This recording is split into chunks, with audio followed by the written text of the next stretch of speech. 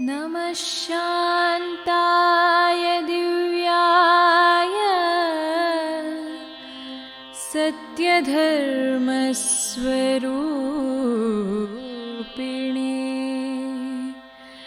स्वानन्दामृततृप्ताय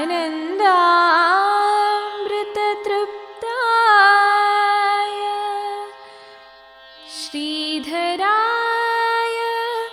नमो नमः। श्रीधराय नमो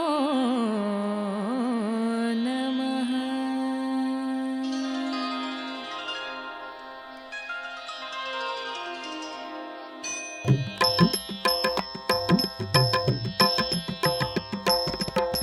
श्रीधर गुरु महचरिता भगवान् श्रीधर गुरु महचरिता।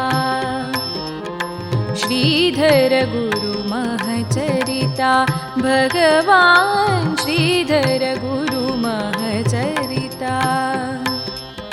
श्री गुरु कृपयाधार निरूपित श्री गुरु कृपयाधार निरूपित श्रीधर गुरु महचरिता भगवान् श्रीधर गुरु महचरिता।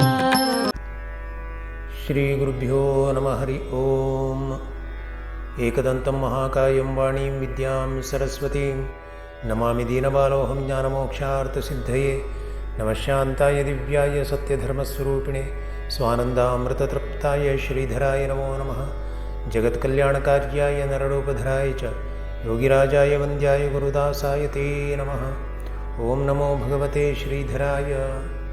ಭಗವಾನ್ ಸದ್ಗುರು ಶ್ರೀ ಶ್ರೀಧರ ಸ್ವಾಮಿಗಳವರ ಪಾದಪಲ್ಲವಗಳಿಗೆ ಪ್ರಣಾಮವನ್ನು ಸಲ್ಲಿಸಿ ಶ್ರೀ ಗುರುಗಳ ಚರಣಗಳಿಗೆ ನಮಸ್ಕಾರ ಮಾಡುತ್ತಾ ಶ್ರೀ ಶ್ರೀಧರ ಸ್ವಾಮಿಗಳವರ ಮಹಾಚರಿತ್ರೆಯ ಸುಂದರ ಸಂಹಿತೆಗೆ ಪ್ರಣಾಮವನ್ನು ಸಲ್ಲಿಸಿ ನಾವು ಚರಿತ್ರೆಯ ಮುಂದಿನ ಭಾಗವನ್ನು ನೋಡುತ್ತೇವೆ. ಮಹಾಚರಿತ್ರೆಯನ್ನು ಕೇಳ್ತಾ ಇರುವಂಥ ಎಲ್ಲರನ್ನೂ ಸ್ವಾಗತಿಸ್ತೇನೆ ಗುರುದೇವರಂತ. ಕೃಷ್ಣಾ ತಟಾಕದಲ್ಲಿ ಇರುವಂಥ ಒಂದು ಗುಹೆಯಲ್ಲಿ ಶ್ರೀ ಶ್ರೀಧರ ಸ್ವಾಮಿಗಳು ಇರ್ತಿದ್ರಂತೆ. ಆ ಗುಹೆಯ ಮೇಲ್ಭಾಗದಲ್ಲಿ ಚಿಕ್ಕದಾದ ಈಶ್ವರ ಮಂದಿರ. ಶ್ರೀ ಶ್ರೀಧರ ಸ್ವಾಮಿಗಳು ಆ ಈಶ್ವರನಿಗೆ ಅಭಿಷೇಕ ಮಾಡಿ ಒಂದು ದಿನ ತಮ್ಮ ಗುಹೆಯ ಬಾಗಿಲಲ್ಲಿ ಕುಳಿತು ಧ್ಯಾನಸ್ಥರಾಗಿದ್ದರು. ಆ ವೇಳೆಯಲ್ಲಿ ಮಾಣಿಕ್ಯ ದೀಪ ಜ್ವಾಲೆಯ ಕಾಂತಿಯಿಂದ ಕೂಡಿದ ಪ್ರಕಾಶವೊಂದು ಗೋಚರಿಸುತ್ತದೆ ಶ್ರೀ ಶ್ರೀಧರ ಸ್ವಾಮಿಗಳಿಗೆ. ವಸಿಷ್ಠೋ ವಾಮದೇವಶ್ಚ ಪುಲಸ್ತ್ಯಾಗಸ್ತ್ಯ ಶೌನಕಾಹ ದದೀಚಿರ್ಗೌತಮಶ್ಚೈವ ಸಾನಂದ ಶುಕನಾರದ. ದ್ವಾದಶಾದಿತ್ಯರು, ಅಷ್ಟವಸುಗಳು, ಏಕಾದಶ ರುದ್ರರು, ಯಕ್ಷರು, ಗಂಧರ್ವರು, ಕಿನ್ನರರು, ದಾನವರು, ರಾಕ್ಷಸರು, ದೈತ್ಯರು, ಸಿದ್ಧರು, ಸಾಧ್ಯರು, ವಿದ್ಯಾಧರರು, ಉರಗರು ಮುಂತಾದವರಿಂದ ನಿತ್ಯ ಸೇವಿತನೂ ಅಲ್ಲದೆ ವಸಿಷ್ಠ ವಾಮದೇವ ಪುಲಸ್ತ್ಯ ಅಗಸ್ತ್ಯ ಶೌನಕ ದದೀಚಿ ಗೌತಮ ಸನಂದನ ಶುಕ ನಾರದಾದಿಗಳಿಂದ ನಿತ್ಯ ಪೂಜಿತನಾದ ಆ ಶಿವನು, ಆ ಪರಬ್ರಹ್ಮರೂಪಿಯಾದ ಶಿವನು ಭಸ್ಮ ವಿಭೂಷಿತನಾಗಿ ವ್ಯಾಘ್ರಾಜಿನವನ್ನು ಧರಿಸಿಕೊಂಡು ಜಟಾಮುಕುಟಗಳಿಂದ ಶೋಭಿಸ್ತಾ ಇದ್ದ ಅವನು ತರುಣನೊಬ್ಬನ ರೂಪದಲ್ಲಿ ಶ್ರೀ ದತ್ತಸ್ವರೂಪಿಗಳಾದಂಥ ಶ್ರೀ ಶ್ರೀಧರ ಸ್ವಾಮಿಗಳು ಕುಳಿತಿರುವಂಥ ಆ ಆಸನದ ಸಮೀಪದಲ್ಲಿಯೇ ಬಂದು ಗುಹೆಯ ಮೇಲಿರುವ ಈಶ್ವರ ಗುಡಿಯ ಒಳಗೆ ಪ್ರವೇಶ ಮಾಡಿ ಅದರ್ಶನ. ಆ ಶಿವನು ಶ್ರೀ ಶ್ರೀಧರ ಸ್ವಾಮಿಗಳಿಗೆ ಕಾಣಿಸಿಕೊಂಡಂಥ ಉದ್ದೇಶ ಏನು ಅಂದರೆ, ಆ ಈಶ್ವರನ ಮಂದಿರದಲ್ಲಿ ಪೂಜಾ ವಿನಿಯೋಗಗಳು ಏನೂ ಇಲ್ಲದೆ ಬಹಳ ಕಾಲವಾಗಿಬಿಟ್ಟಿದ್ದಂತೆ. ಶ್ರೀ ಶ್ರೀಧರ ಸ್ವಾಮಿಗಳು ಅಲ್ಲಿ ಅಭಿಷೇಕವನ್ನು ಮಾಡಿ ದಿವ್ಯ ಕಲೆ ಜಾಗೃತವಾಗುವ ಹಾಗೆ ಮಾಡಿದ್ದರಿಂದ ಶಿವನು ಪುನಃ ಗುಡಿಯೊಳಗೆ ಪ್ರವೇಶ ಮಾಡಿದ. ನೋಡಿ, ಶ್ರೀ ಶ್ರೀಧರ ಸ್ವಾಮಿಗಳ ಆ ತೇಜಸ್ಸು, ಆ ಮಹಿಮೆ, ಆ ತಪೋ ಸಾಮರ್ಥ್ಯ ಎಷ್ಟಿದೆ ಹೇಳಿ ನಮಗಿಲ್ಲಿ ಗೊತ್ತಾಗ್ತದೆ. ಅಲ್ಲಿ ಅವನ ಸಾನ್ನಿಧ್ಯದ ಪ್ರವೇಶವಾಯಿತು, ಶಿವನ ಸಾನ್ನಿಧ್ಯದ ಪ್ರವೇಶವಾಯಿತು. ಶ್ರೀ ಶ್ರೀಧರ ಸ್ವಾಮಿಗಳು ಅಲ್ಲಿ ನಿತ್ಯ ನೇಮದಂತೆ ಪೂಜಾದಿಗಳೆಲ್ಲ ನಡೆಯುವ ಹಾಗೆ ಆದೇಶವನ್ನು ಕೊಡುತ್ತಾರೆ. ಆ ವರ್ಷದ ಚಾತುರ್ಮಾಸ್ಯವನ್ನು ಶ್ರೀ ಶ್ರೀಧರ ಸ್ವಾಮಿಗಳು ಆ ಕುರುಪುರದಲ್ಲಿಯೇ ಆಚರಿಸಬೇಕು ಹೇಳಿ ನಿಶ್ಚಯ ಮಾಡುತ್ತಾರೆ. ಅಷ್ಟರಲ್ಲಿ ಒಬ್ಬ ವೃದ್ಧನಾದ ಗೃಹಸ್ಥ ಅಲ್ಲಿಗೆ ಬರ್ತಾನೆ. ಅವನು ನರಸೋಬವಾಡಿಗೆ ಅನುಷ್ಠಾನಕ್ಕಾಗಿ ಹೋಗಿದ್ದಂಥವನು. ಅವನಿಗೆ ಶ್ರೀ ದತ್ತಾತ್ರೇಯನು ಕುರೋಪುರದಲ್ಲಿ ಶ್ರೀ ಶ್ರೀಧರ ಸ್ವಾಮಿಗಳಿದ್ದಾರೆ, ನೀನು ಅಲ್ಲಿಗೆ ಹೋಗಿ ಶ್ರೀ ಶ್ರೀಧರ ಸ್ವಾಮಿಗಳು ಹೇಳಿದ ಹಾಗೆ ನಡ್ಕೊಂಡು ಶ್ರೀ ಗುರುಕೃಪೆಗೆ ಪಾತ್ರನಾಗು ಹೇಳಿ ದೃಷ್ಟಾಂತವನ್ನು ಕೊಟ್ಟಿದ್ದಂತೆ. ಅವನು ಶ್ರೀ ಶ್ರೀಧರ ಸ್ವಾಮಿಗಳ ಸನ್ನಿಧಾನಕ್ಕೆ ಬಂದಿದ್ದ. ಆ ಕೇಶವ ಭಟ್ಟನು ಸ್ವಭಾವದಲ್ಲಿ ಬಹಳ ಕ್ರೂರನಾಗಿದ್ದ, ಆಚಾರ ವಿಚಾರಗಳಲ್ಲಿ ಅಷ್ಟು ಉತ್ತಮನಾಗಿರಲಿಲ್ಲ ಹೇಳಿ ಶ್ರೀ ಶ್ರೀಧರ ಸ್ವಾಮಿಗಳಿಗೆ ಮೊದಲೇ ತಿಳಿದಿತ್ತು. ಅವನು ಮೊದಲು ಮೃಗಬೇಟೆಯನ್ನಾಡುತ್ತಿದ್ದ. ಹುಲಿಯನ್ನ ಹೊಡಿಲಿಕ್ಕಾಗಿ ಸರ್ಕಾರ ಅವನನ್ನು ನೇಮಕ ಮಾಡಿತ್ತು. ಅವನಿಗೆ ಶಿಲ್ಪಕಲೆಯೂ ಸ್ವಲ್ಪ ಗೊತ್ತಿತ್ತು. ದುರ್ವ್ಯಸನದಲ್ಲಿ ಧನ ಕನಕ ಭೂಮಿಗಳನ್ನೆಲ್ಲ ಕಳೆದುಕೊಂಡಿದ್ದ. ಅತಿ ಹೀನ ಕರ್ಮಗಳಲ್ಲಿ ತೊಡಗಿದ್ದಂಥ ಅವನನ್ನು ಕುರಿತು ಅವನ ಸತಿ ಶಿಗೇಹಳ್ಳಿಯಲ್ಲಿ ಶ್ರೀ ಶ್ರೀಧರ ಸ್ವಾಮಿಗಳಿರುವಾಗ ಅವನಿಗೆ ಸದ್ಬುದ್ಧಿ ಬರುವ ಹಾಗೆ ಪ್ರಾರ್ಥನೆಯನ್ನು ಮಾಡಿಕೊಂಡಿದ್ದು. ಆ ವೇಳೆಯಲ್ಲಿ ಶ್ರೀ ಶ್ರೀಧರ ಸ್ವಾಮಿಗಳು, ತಂಗಿ, ನಿನ್ನ ಪತಿ ಕಾವಿ ಬಟ್ಟೆಯನ್ನು ಧರಿಸುವುದನ್ನು ನೀನು ನೋಡುವಾಗ ಆಗ್ತದೆ ಎಂದು ಹೇಳಿದರು. ಅವನ ಪರಿಚಯ ಶ್ರೀ ಶ್ರೀಧರ ಸ್ವಾಮಿಗಳಿಗೆ ಮೊದಲೇ ಇದ್ದರೂ ಕೂಡ ಶ್ರೀ ದತ್ತನ ಅಪ್ಪಣೆಯ ಮೇಲೆ ಅವನು ಬಂದಿದ್ದರಿಂದ ಅವನಿಗೆ ಆಶ್ರಯ ಕೊಡದಿದ್ದರೆ ಶ್ರೀ ದತ್ತನ ದೃಷ್ಟಾಂತವನ್ನು ತಿರಸ್ಕಾರ ಮಾಡಿದ ಹಾಗೆ ಆಗ್ತದೆ ಹೇಳಿ ಆ ಕೇಶವ ಭಟ್ಟನೆಂಬ ಹೆಸರಿನ ಅವನಿಗೆ ನಿರುಪಾಯದಿಂದ ಶ್ರೀ ಶ್ರೀಧರ ಸ್ವಾಮಿಗಳು ತಮ್ಮ ಸಾನ್ನಿಧ್ಯದಲ್ಲಿ ಒಂದು ಆಶ್ರಯವನ್ನು ಕೊಡುತ್ತಾರೆ. ಅವನು ಹಿಂದೆ ಬಹಳ ಹುಲಿಗಳನ್ನು ಹೊಡೆದಿದ್ದರಿಂದ ಅವನಲ್ಲಿ ಹುಲಿಯಲ್ಲಿರುವಂಥ ಕ್ರೂರ ಸ್ವಭಾವವೆಲ್ಲ ಬಂದು ಮನೆ ಮಾಡಿತ್ತು. ಅವನ ಉದ್ಧಾರ ಆಗಬೇಕು ಹೇಳಿ ನಿತ್ಯವೂ ಶ್ರೀ ಶ್ರೀಧರ ಸ್ವಾಮಿಗಳು ಆತ್ಮತತ್ವವನ್ನು ಬೋಧಿಸ್ತಿದ್ದರು. ಒಮ್ಮೆ ಸಾಧಕ ಭಾವದಿಂದ ನಮಸ್ಕಾರ ಮಾಡಿದಾಗ ಸಾಧು ಸಂತರಿಗೆ ನಮಸ್ಕಾರ ಮಾಡಿದಂಥವರ ಚಿಂತೆ ಯೋಗಕ್ಷೇಮದ ಜವಾಬ್ದಾರಿ ಹತ್ತದಂತೆ. ಅವರು ಎಷ್ಟೇ ಕೆಟ್ಟವರಿದ್ದರೂ ಅವರನ್ನು ಒಳ್ಳೆಯ ಮಾರ್ಗಕ್ಕೆ ಕರೆದೊಯ್ಯಬೇಕು ಹೇಳಿ ಸಾಧು ಸಂತರು ಪ್ರಯತ್ನ ಮಾಡುತ್ತಾರೆ ಹೇಳಿ ಸಮರ್ಥರೇ ಹೇಳಿದ್ದಾರೆ. ಅದರಂತೆ ಶ್ರೀ ಶ್ರೀಧರ ಸ್ವಾಮಿಗಳ ಅವನ್ನ ಹೇಗಾದರೂ ಮಾಡಿ ಉದ್ಧಾರ ಮಾಡಬೇಕು ಅಂತ ಪ್ರಯತ್ನಿಸಿದರು. ಕೇಶವ ಭಟ್ಟನು ಕೆಲವು ದಿನ ಅನುಷ್ಠಾನ ಮಾಡಿಕೊಂಡು ಏನೋ ಕಾಟಕ ಶಕ್ತಿಯನ್ನು ವಶಪಡಿಸಿಕೊಂಡಿದ್ದ. ಆದರೆ ಶ್ರೀ ಶ್ರೀಧರ ಸ್ವಾಮಿಗಳು ಅವನ ಎಲ್ಲ ಕೃತ್ಯಗಳನ್ನು ಕ್ಷಮಿಸಿ ಅವನಿಗೆ ಸೇವಾ ಭಾಗ್ಯವನ್ನು ಕೊಟ್ಟಿದ್ದರು. ಚಾತುರ್ಮಾಸ್ಯ ಆರಂಭವಾಯಿತು. ಶ್ರೀ ಶ್ರೀಧರ ಸ್ವಾಮಿಗಳು ಕೇವಲ ಕಹಿಬೇವಿನ ರಸವನ್ನು ಮಾತ್ರ ಸ್ವೀಕರಿಸ್ತಿದ್ದರು. ಅವನು ಸಹ ಅದನ್ನೇ ಸ್ವೀಕರಿಸಿ ಜಪ ಧ್ಯಾನ ಎಲ್ಲವನ್ನೂ ಮಾಡ್ತಿದ್ದ. ಕಹಿಬೇವಿನ ಸೊಪ್ಪನ್ನು ಸರಿಯಾಗಿ ಸ್ವಚ್ಛ ಮಾಡದೆ ಅವನು ಅದನ್ನು ಹಾಗೆಯೇ ಅರೆದು ಆ ರಸವನ್ನು ಶ್ರೀ ಶ್ರೀಧರ ಸ್ವಾಮಿಗಳಿಗೆ ಕೊಟ್ಟು ಬಿಡ್ತಿದ್ದ. ಅದರಲ್ಲಿ ಹುಳುಗಳು ಕ್ರಿಮಿಗಳು ಇರ್ತಾವೆ ಶ್ರೀ ಶ್ರೀಧರ ಸ್ವಾಮಿಗಳು ಅದನ್ನೂ ಸೇವಿಸ್ತಿರಲಿಲ್ಲ.